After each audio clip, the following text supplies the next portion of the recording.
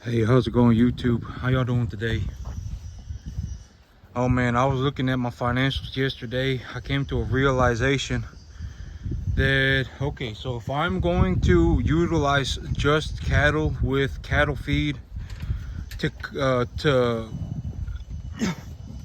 so if I am going to take enough leverage in just cattle with cattle feed to be able to deduct my income to a significant degree so that I am able to reduce my income tax burdens, I'm going to end up with something about 90 animals as well as about 50 tons of feed.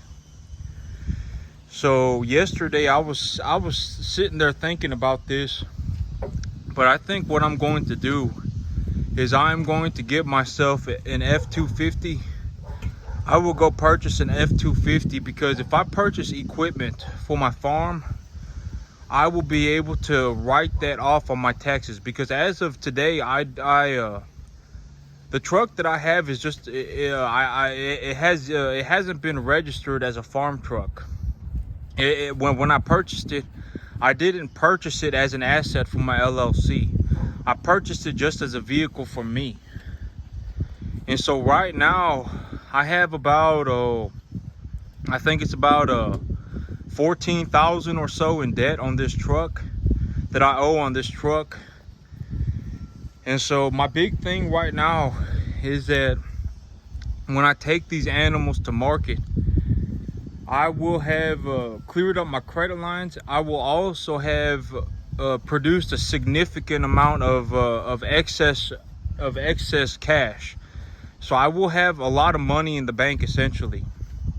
So I was going through my financial plans because I only have about 3.5 months now, about 3.5 months now to get all of my tax paperwork together, so that I can file next year. I only have about 3.5 months left now, so I need to start making big moves with money. I need to start investing large sums of capital, or I need to start getting ready to write the government a check for about $35,000. So those are my two options. Either I can start investing very heavily, or I can write the government a huge check.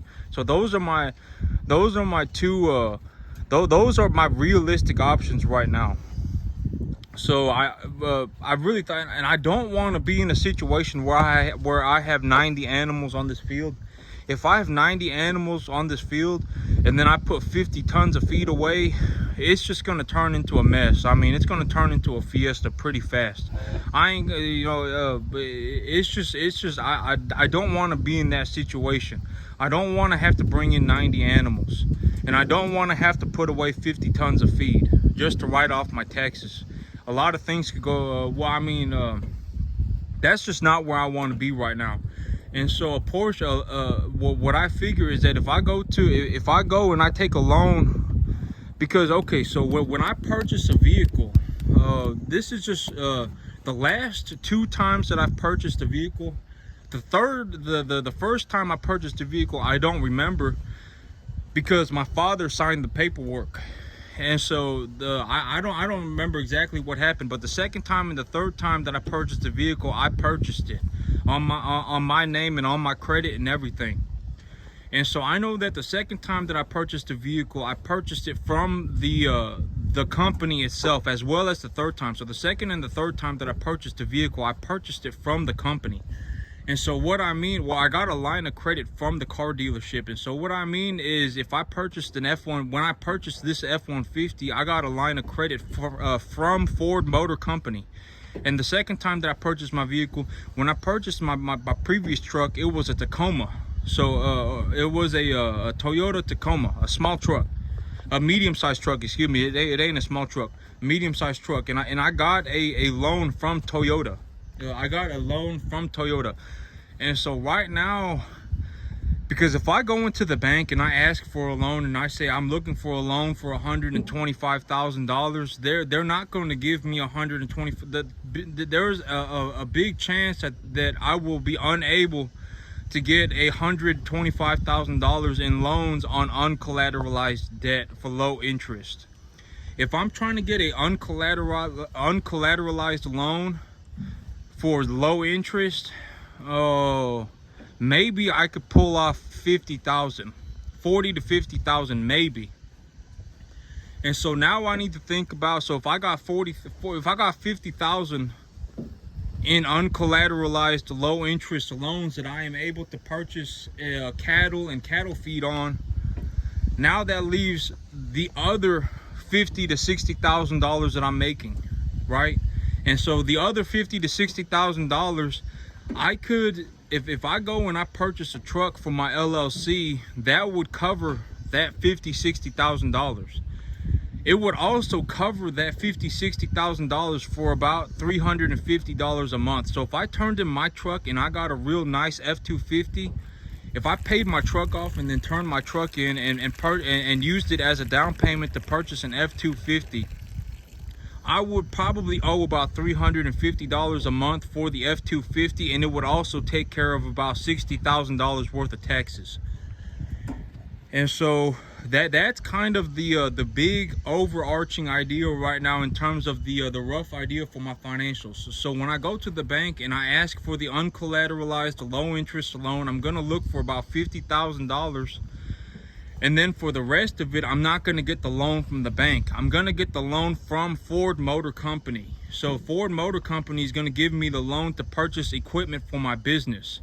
And then I'm gonna that's kind of the big idea in terms of how I plan to write off my my income taxes this year, by investing into my LLC.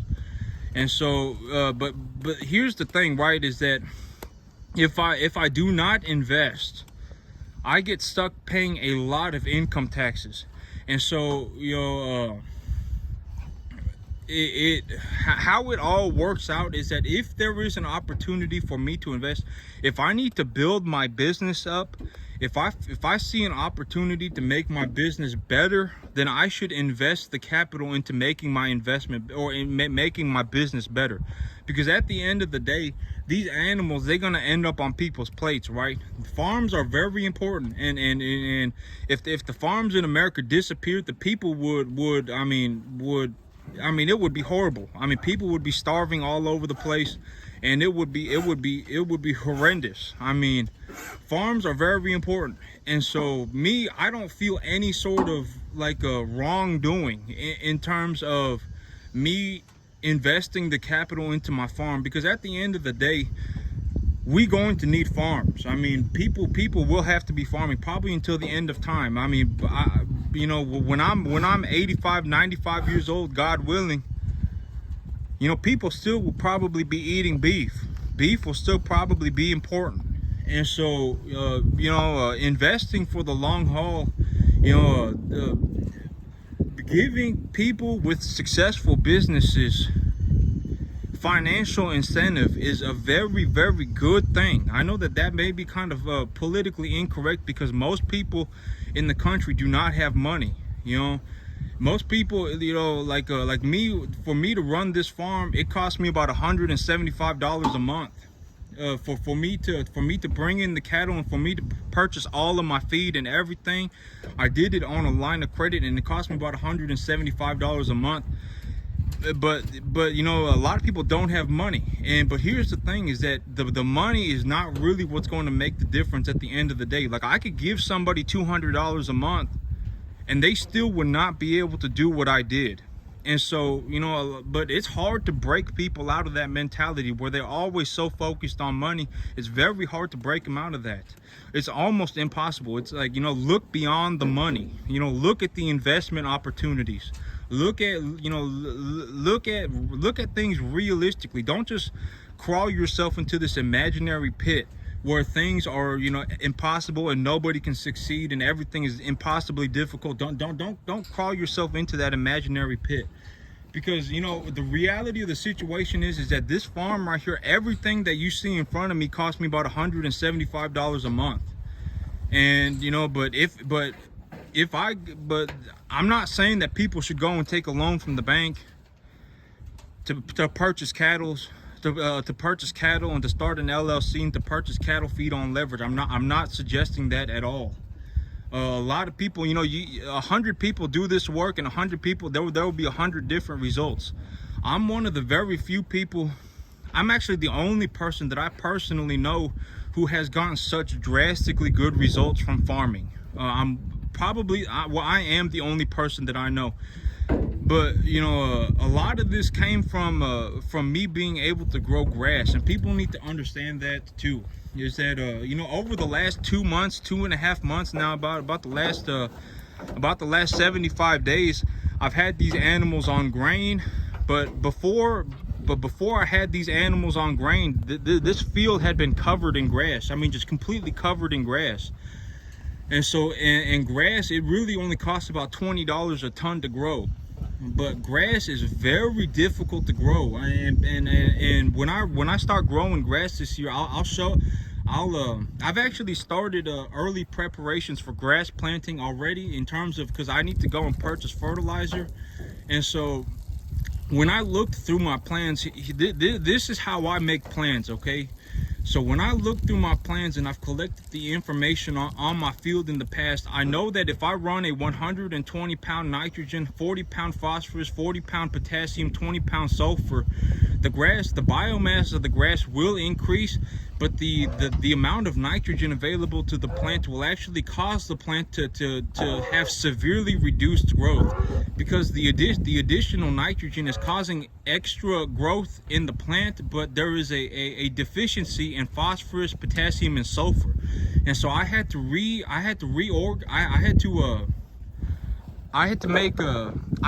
new plans. I had to adjust my fertilizer schedule to a 150-50 to a 2-1-1-25, or 100 pounds of nitrogen, 50 pounds of phosphorus, 50 pounds of sulfur, or 100 pounds of nitrogen, 50 pounds of phosphorus, 50 pounds of potassium, and 25 pounds of sulfur. And when I grow it at that rate, as far as I can see so far, but as I apply the fertilizer, I need to collect more information as I watch the biomass of the plant accumulate. So as the plant grows, I need to collect more information, and I probably will need to make adjustments here and there.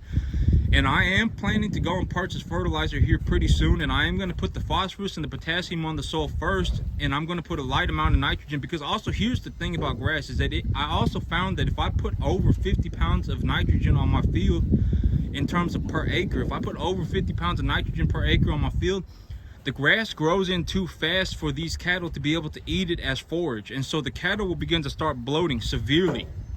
And so it's kind of a delicate balance, where I need to put enough fertilizer on the grass in proper ratios to grow the grass at a rate that the biomass accumulation is significant, but I also need to keep the grass at a rate of growth where the cattle do not bloat on it and die.